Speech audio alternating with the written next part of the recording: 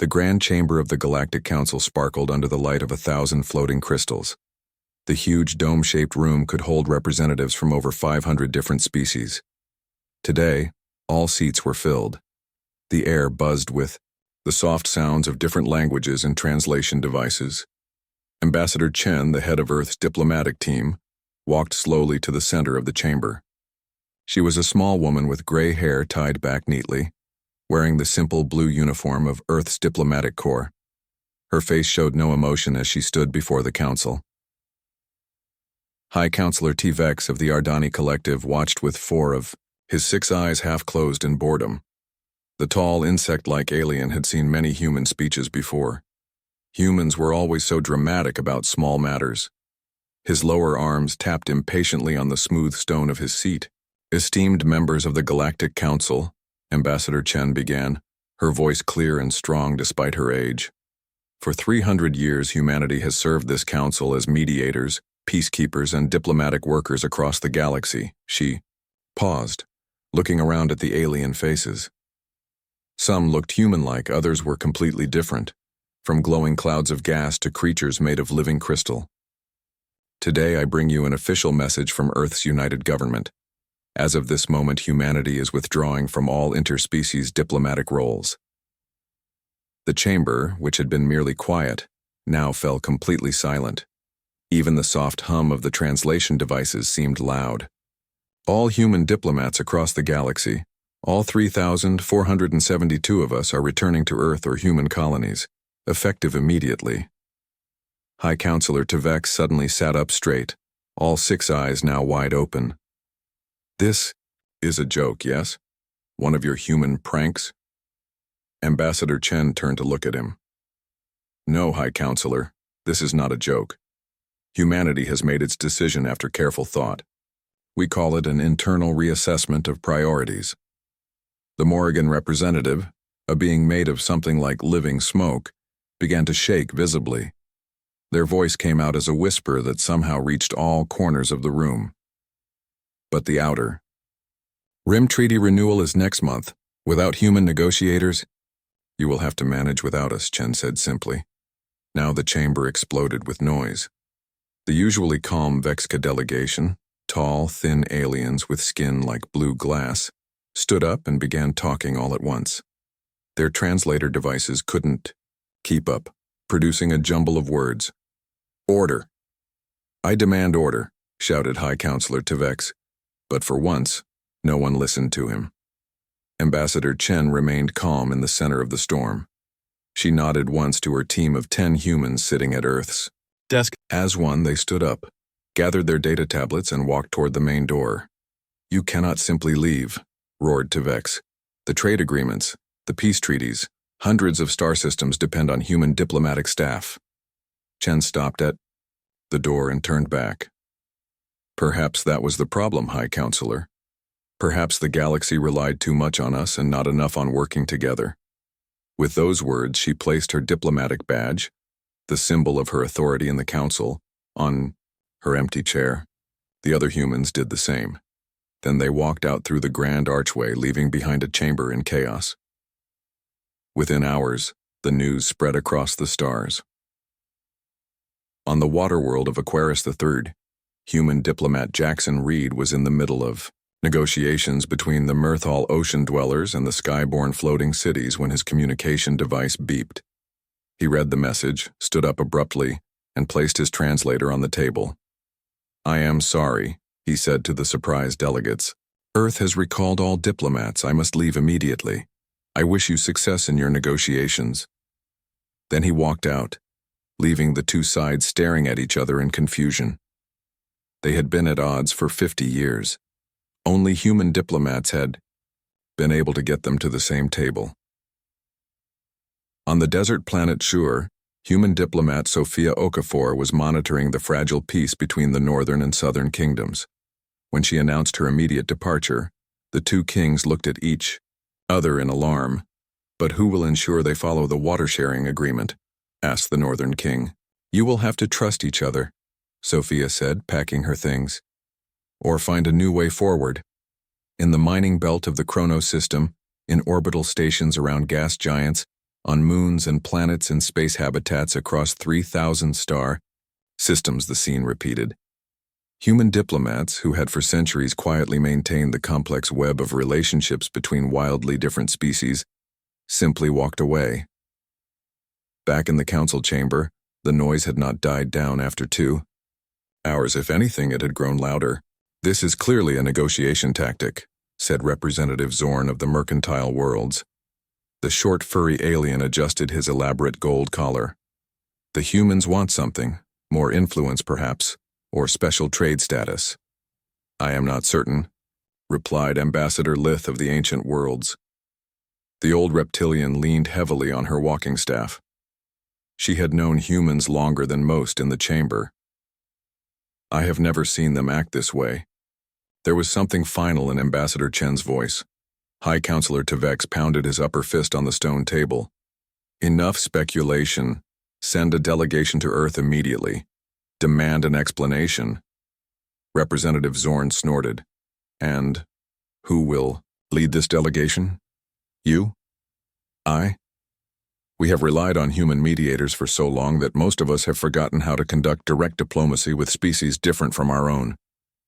A cold silence followed his words as the truth of them sank in. In the corner of the chamber, a tiny hologram flickered on one of the screens. A human news report was showing images from across the galaxy. Human diplomats returning to their ships, leaving behind confused and sometimes angry alien counterparts. The subtitle read, "Breaking News. Humanity withdraws from galactic diplomacy. Reasons unknown. Council in crisis." As they watched, the image switched to Earth. The planet was surrounded by more ships than usual. New defense platforms could be seen in orbit. Human space had always been open and welcoming.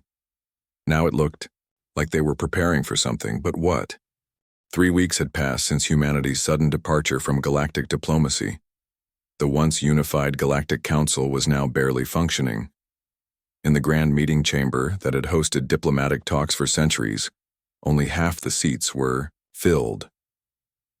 Many species had stopped attending, focusing instead on their own problems and borders. High Counselor T. Vex stood at the center of the room, all 6 of his limbs moving in agitation. His insect-like face could not show human expressions, but the rapid clicking of his mandibles revealed his stress. "The trade route through the Centauri Gateway must remain open to all species as agreed 200 years ago," he shouted.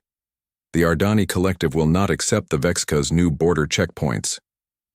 The leader of the Vexka delegation, Ambassador Chirac, rose from her seat. Her blue, crystal-like skin caught the light as she gestured with 3 slender arms. "The agreement you mentioned was written and maintained by human diplomats," she said coldly. "With them gone, we must protect our interests. The gateway passes too close to our home systems." "This is theft," Tevex shouted. "You know our colony." "Worlds depend on that route." The Vexka ambassador's voice remained calm. "Perhaps the Ardani should have considered that before their mining ships accidentally entered our space last year. That was a navigation error. The humans verified our story." "The humans are not here anymore," Chirac said simply. "And without them to verify, we must draw our own conclusions." Tevex's anger grew. "Is that a threat?" Before Chirac could answer, the chamber's main screen lit up with an emergency message. The computer's neutral voice announced, "Alert. Military vessels detected at the Ardani-Vexka border. 19 Ardani warships and 23 Vexka defensive cruisers have taken positions." The chamber erupted in shouts and questions.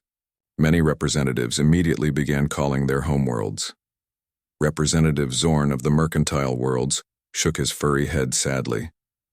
"And so it begins," he muttered to himself. Far from the council headquarters, on the edge of human space, Admiral Helena Reyes stood on the bridge of the Earth flagship Determination. Through the massive viewing window, she watched teams of workers finishing the installation of new defense systems around the human colony of Proxima Centauri. Her second-in-command, Captain Okoye, approached with a data tablet. "Admiral, we've received reports of Ardani and Vexka warships mobilizing near their shared border." Reyes nodded, unsurprised. How long since the last time those two species had military ships facing each other? 412 years, Admiral. Not since humans helped negotiate the Great Peace. Reyes sighed. The analyst predicted this would be one of the first flashpoints. Those two have never trusted each other. Captain Okoye looked troubled. Permission to speak freely, Admiral? Always, Captain. The withdrawal is causing exactly what the analysts predicted. Chaos, broken agreements, possible armed conflicts. I understand the need for Project Sunrise, but the cost to other species. I know, Captain. Reyes turned from the window to face her officer directly. I don't like abandoning our friends either. But you've seen the data. You know what's coming. We need every ship, every diplomat, every resource focused on the project. The alternative is extinction. Not just for humans, but for all intelligent life in the galaxy. Yes, Admiral. But should we at least explain to the Council, give them some warning, and risk mass panic, or worse, interference with the project? Reyes shook her head firmly. Central Command was clear. Complete information blackout until the project is ready. A communication officer interrupted. Admiral, we're receiving a transmission from Earth. Priority Alpha. Reyes moved to the command console and entered her security code. The message appeared on her screen, for her eyes only. She read it quickly, her expression growing more serious. Change of plans, she announced. We're accelerating the timetable. Captain Okoye, prepare the fleet for immediate departure to coordinates Sierra 9. Sierra 9? But that's beyond the galactic rim. Those are our orders. Project Sunrise has entered its final phase. Back at the council chamber, the emergency session had devolved into shouting matches between multiple species. Old disagreements, long buried under human-negotiated compromises, were resurfacing everywhere. The Morrigan representative, a shifting cloud of dark smoke, approached Ambassador Lith of the Ancient Worlds. The old reptilian was one of the few remaining calm voices in the chamber. Did you notice? The Morrigan whispered. How quickly it all falls apart without them? Ambassador Lith nodded slowly. I have lived for 3 centuries. I remember the time before humans joined the Council. It was a different galaxy then, full of small conflicts, distrust, misunderstandings. Humans had a gift we didn't recognize until now. What gift? Asked the Morrigan. The ability to understand how different minds think, to see from another species' perspective. They could talk to the hive minds of the Vrel clusters, then turn around and negotiate with solitary hunters like the Krath. No other species can do that as well as they did. The Morrigan swirled anxiously. But why leave now? Why abandon us? Before Lith could answer, another alert sounded. The main screen showed new information. Massive energy readings from Earth and all major human colonies. Construction projects visible from orbit. Fleet movements, military drills. They are preparing for something, Lith said quietly. Something big enough to make them abandon 300 years of diplomatic relationships. War? Asked the Morrigan, fearfully. Perhaps. Or something worse. The old reptilian leaned heavily on her staff. I knew Ambassador Chen's grandmother. Chen is not one to act without good reason. Across the room, High Counselor Tivex was shouting into a communication device trying to order Ardani ships to stand down. The Vexca ambassador was doing the same with her fleet. But without human mediators to find common ground, neither side wanted to be the first to withdraw. On another screen, reports were coming in from across the galaxy. Trade disputes turning, violent, colony worlds declaring independence from their homeworlds, resource-sharing stations shutting down as species hoarded supplies. The carefully maintained peace of centuries was unraveling in weeks, and through it all, human space remained silent. Their borders stayed open for basic trade but were heavily guarded. Their diplomats answered no calls. Their ships moved with purpose, following some plan unknown to the rest of the galaxy.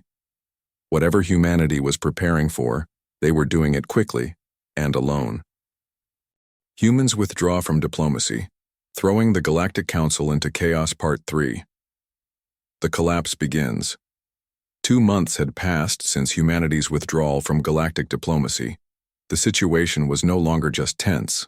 It had become dangerous. On the edge of Hydrixian space, a fleet of methane-breathing Gorthan ships appeared without warning.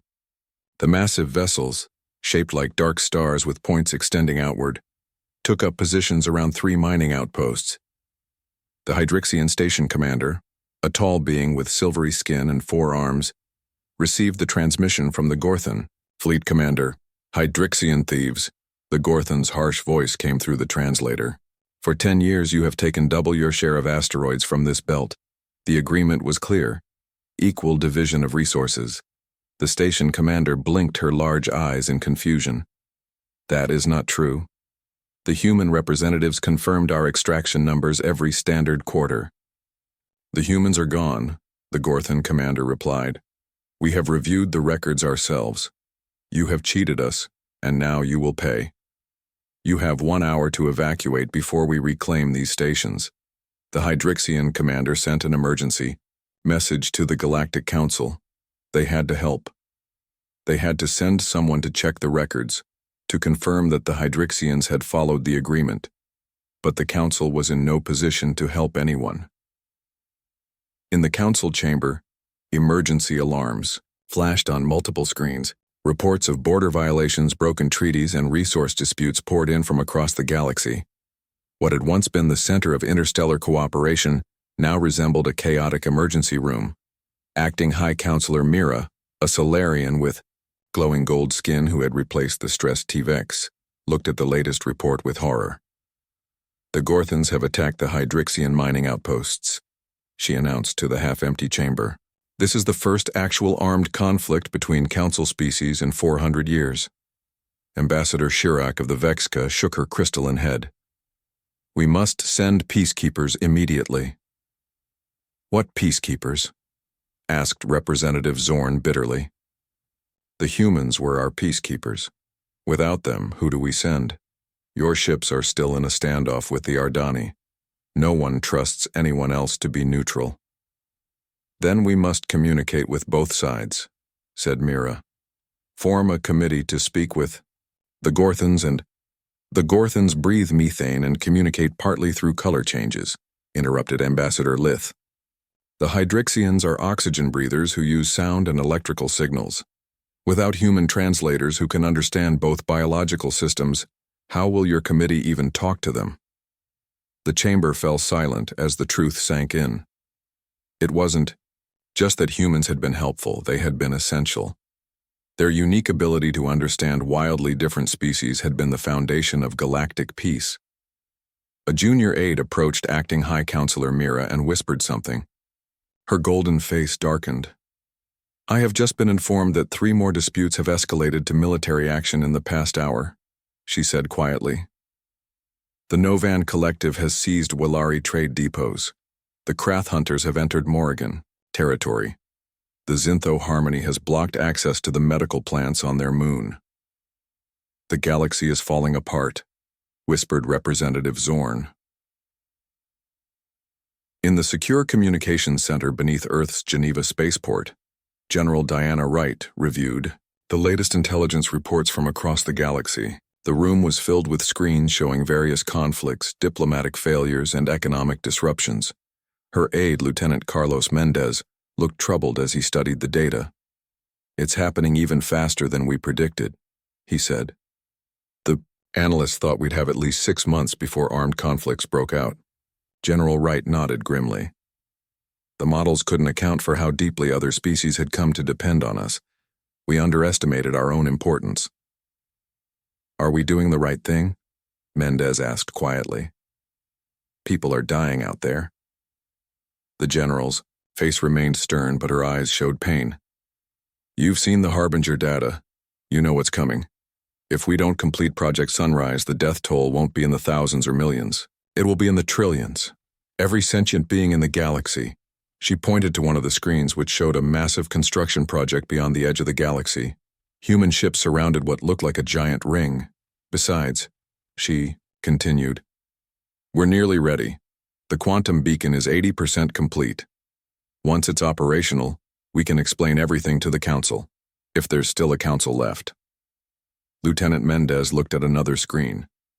This one showed analysis of strange energy readings coming from various points across the galaxy. The computer had labeled them awakening sites. "How many have activated now?" he asked. 17, General Wright replied. "Still dormant, but definitely powering up. Exactly as the Harbinger protocol predicted." She switched to another screen, which showed a countdown timer. 3 months remaining until full awakening, she said. "We need to work faster." Back in Hydrixian space, the conflict had already turned deadly. 2 of the mining stations had been destroyed when they refused to evacuate. The third had surrendered and was now under Gorthan control. News of the attack spread quickly. Species that had been allies for centuries now viewed each other with suspicion. Without human mediators to solve misunderstandings and verify compliance with agreements, trust was breaking down everywhere. On planet Novus, a world shared by 3 different species, riots broke out in the capital city. The Willari merchants closed their shops and barricaded their district after rumors spread that the Novan Collective was planning to seize their goods. In the Centauri Gateway, trade had almost stopped. Ships waited for days to pass through, as each species now demanded separate inspection rights. What had once been a quick journey now took weeks. On Earth and the human colonies, citizens watched the growing chaos with a mixture of guilt and determination. Most didn't know the full truth behind their government's actions. They only knew that for some reason, humanity had withdrawn from its traditional role as the galaxy's peacemakers. Military recruitment centers were full. Construction projects ran day and night. Scientists worked around the clock on classified projects. Something big was happening, something that required the full focus and resources of humanity. As the first reports of casualties from the Hydrixian-Gorthan conflict reached Earth, President Amara Chen, former Ambassador Chen's daughter, addressed her staff in the Oval Office. "It has begun," she said solemnly. "The price is higher than we hoped, but lower than we feared. Now we must make sure their sacrifices are not in vain. Project Sunrise must succeed for all our sakes." On her desk sat a small device displaying a single line of text. Harbinger protocol confirmed. Time estimate revised. 3 months remaining. 3.5 months had passed since humanity's withdrawal. The Galactic Council now existed in name only. Half the member species had stopped attending meetings, focusing instead on protecting their own interests as conflicts spread across the stars. On the university world of New Centauri, Dr. Vashti Corzon worked alone in her office. The Centaurian xenoanthropologist, a tall, blue-skinned woman with silver hair, had studied human culture for 50 years. Now she was searching for answers that no one else seemed to have. Her office walls were covered with data, images of human diplomatic missions, military movements, and construction projects. In the center was a map of strange energy readings appearing across the galaxy. "There has to be a connection," she muttered to herself, her 4-fingered hand tracing lines between different points on the map. "Humans don't act without reason." Her computer beeped with an incoming message. It was from her former student now working at Earth's largest observatory. The message contained only data files, no personal notes. Direct communication with humans had become rare. Dr. Corzon opened the files and gasped. They showed human ships traveling far beyond normal space routes, deep into the uncharted darkness beyond the galaxy's edge. The ships appeared to be building something massive. "Computer, enhance these images and compare with known human construction patterns," she ordered. The computer worked for several minutes, then displayed a result. 87% match with theoretical quantum beacon design. Dr. Corzon's eyes widened. A quantum beacon was a theoretical device that could transmit or receive signals across vast distances, even from other galaxies. But why would humans need such a thing? She turned back to the map of strange energy readings. Most were coming from ancient structures on various worlds, structures previously thought to be natural formations or remnants of long-dead civilizations. A pattern was forming in her mind, a disturbing theory. 2 days later, Dr. Corzon published her analysis on the Galactic Data Network. Her report was titled, "The Human Withdrawal, a Desperate Measure." The core of her theory was shocking. Humanity hadn't abandoned the galaxy out of selfishness or spite. They had discovered something catastrophic, something the fractious council couldn't be trusted to handle united. The report spread quickly among the remaining council members. In the council chamber, Acting High Counselor Mira called an emergency session to discuss it. Dr. Corzon's theory suggests that humans detected a threat to the entire galaxy, Mira explained to the gathered representatives. A threat so severe that it required them to redirect all their resources from diplomacy to whatever they're building beyond the rim. Representative Zorn scoffed. Preposterous. They simply decided we weren't worth their time anymore. Ambassador. Lith, the ancient reptilian, shook her head slowly. I've known humans longer than most here. They are many things, but not cruel. They would not abandon us without grave cause. Then why not tell us? Demanded Shirak of the Vexka. Why leave us to destroy ourselves? Before anyone could answer, the chamber's main screen lit up with a new alert. A small Vexka science vessel had captured a human ship near their border. The humans had been studying one of the strange energy sites. Bring them in for questioning, ordered Shirak immediately. We need answers. Across the galaxy, in Ardani space, a similar scene played out. An Ardani patrol had intercepted a human stealth ship observing another energy site. High Counselor Tevex personally ordered the humans to be brought to his headquarters for interrogation.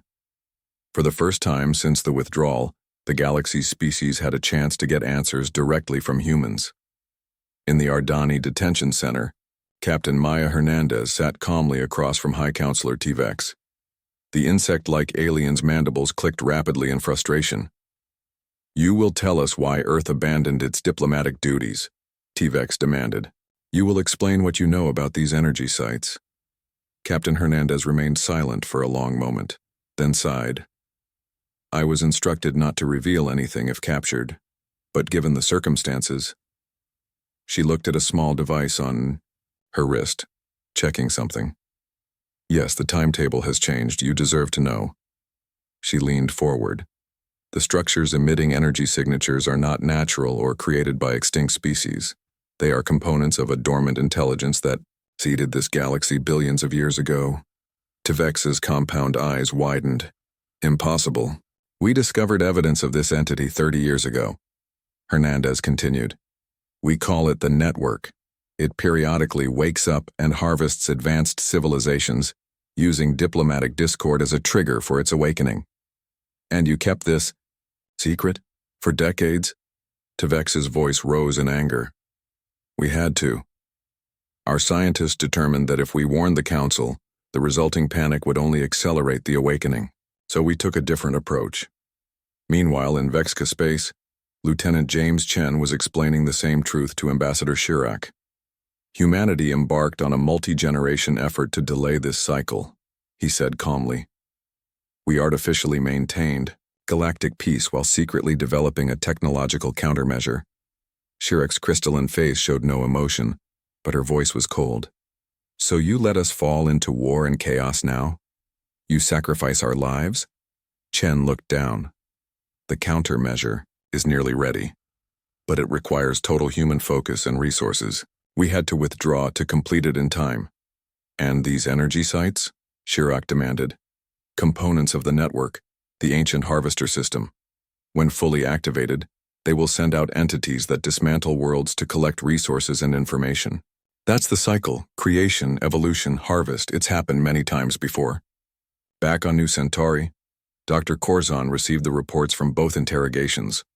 The transcripts confirmed her worst fears, but also gave her hope. Humans had a plan.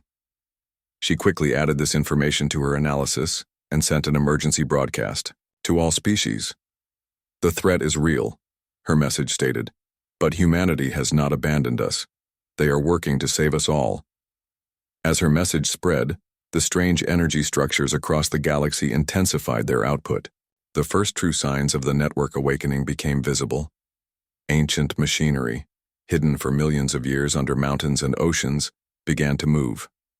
On Earth, President Chen received the news of the captured human ships with resignation. "So now they know," she said to General Wright. "Perhaps it's better this way. We can stop hiding." General Wright nodded. "The quantum beacon is 90% complete. If we can hold off the first wave of harvesters, we have a chance." The president's screen displayed a new message. Harbinger. Protocol modified. Network awakening accelerated. Time estimate 5 weeks remaining. 4 months after humanity's withdrawal, a strange phenomenon occurred simultaneously across multiple worlds. The ancient structures that had been emitting energy signals now fully activated. Mountains split open, revealing massive machines hidden within. Ocean floors rose, uncovering metal structures larger than cities. On barren moons and asteroids, dust fell away from geometrically perfect shapes that had been buried for millions of years. These structures, always dismissed as unimportant by human archaeologists in the past, now formed a visible network spanning the entire galaxy.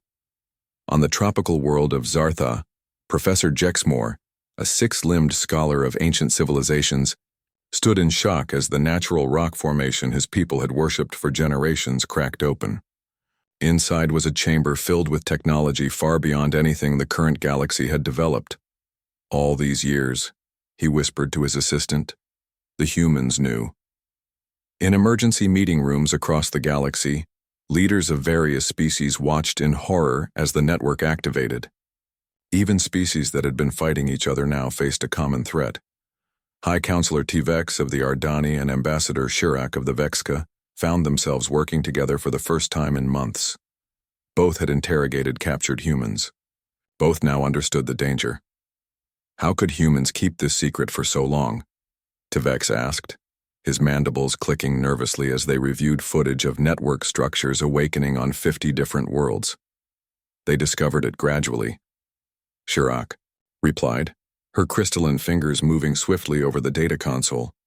"According to Lieutenant Chen, they found the first evidence 30 years ago on a deep space expedition. They spent years confirming their theory before taking action." "And they chose to manage it alone, without telling anyone?" Shirak's voice was cold but not accusatory.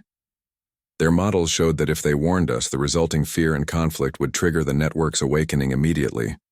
By maintaining peace, they bought time to develop a countermeasure." T-Vex made a sound like a sigh. "So all those years of human diplomacy were not just goodwill," Shirak finished.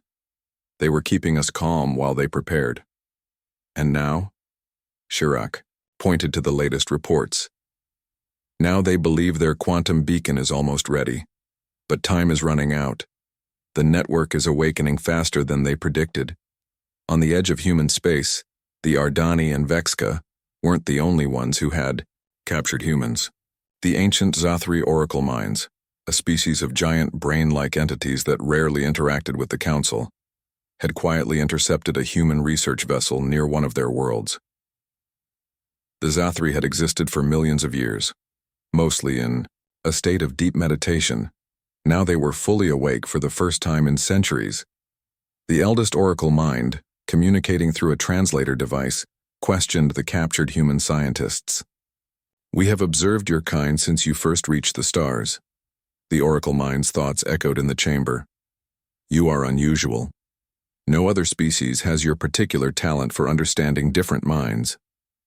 Dr. Sarah Wong, the lead human scientist, responded carefully.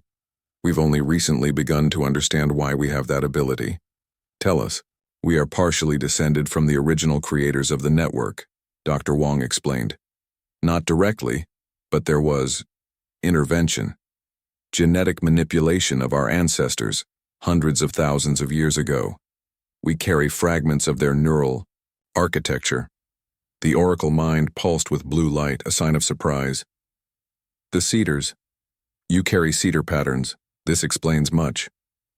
We didn't know ourselves until we found the first network node and managed to access its records," Dr. Wong continued.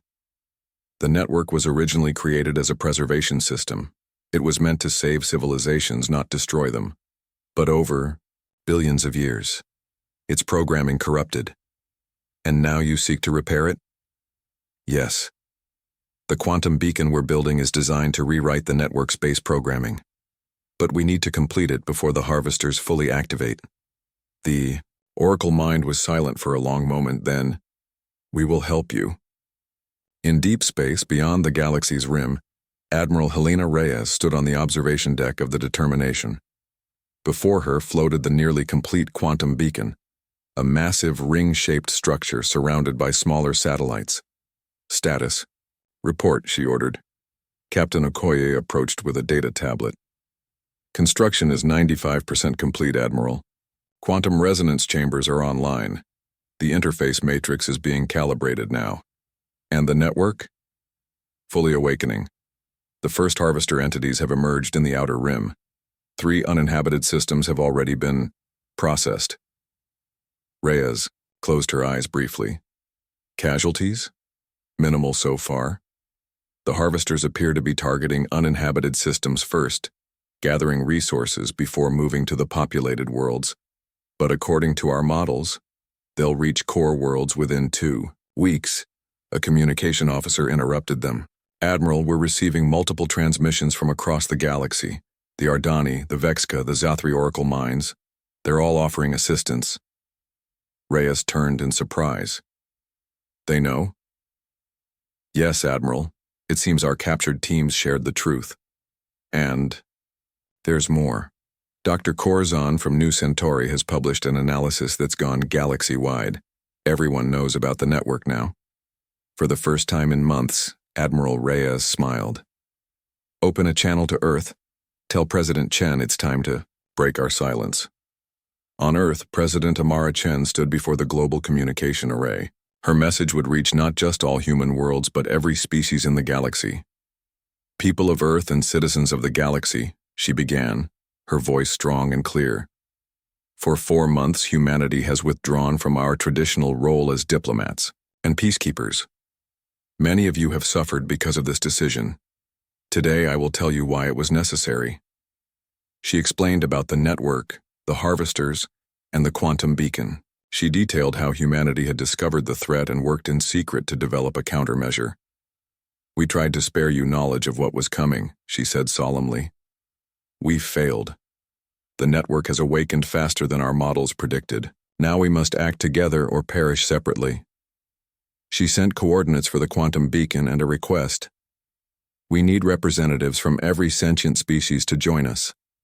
The beacon requires diverse neurological patterns to fully interface with the network. Humanity cannot do this alone." As her message reached across the stars, the first harvester entities, massive, incomprehensible machines, changed course. They had been moving methodically through uninhabited systems. Now they turned toward the heart of the galaxy, toward the most populated worlds. The final confrontation was beginning. With the harvesters 2 weeks from reaching the most populated worlds, ships from across the galaxy raced toward the coordinates humanity had shared.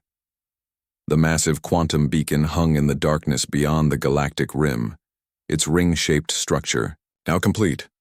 On the command deck of the Determination, Admiral Helena Reyes watched as alien vessels arrived one by one. Species that had been fighting each other just days ago now worked side by side, following human instructions to prepare for what was coming.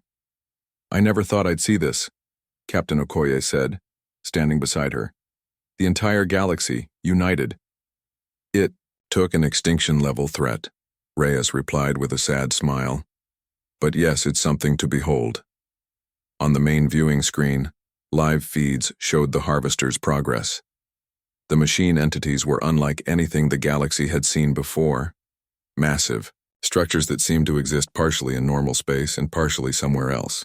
They moved with impossible speed, breaking down planets into their component elements within hours. "How many worlds have we lost?" Reyes asked quietly. 17 uninhabited systems completely processed, Captain Okoye reported. 2 colony worlds, partially harvested before evacuations were completed. Estimated casualties 300,000. Reyes closed her eyes briefly. So few compared to what could have been, but still too many. A communication officer approached. "Admiral, the final delegation has arrived. Representatives from every sentient species in known space are now present.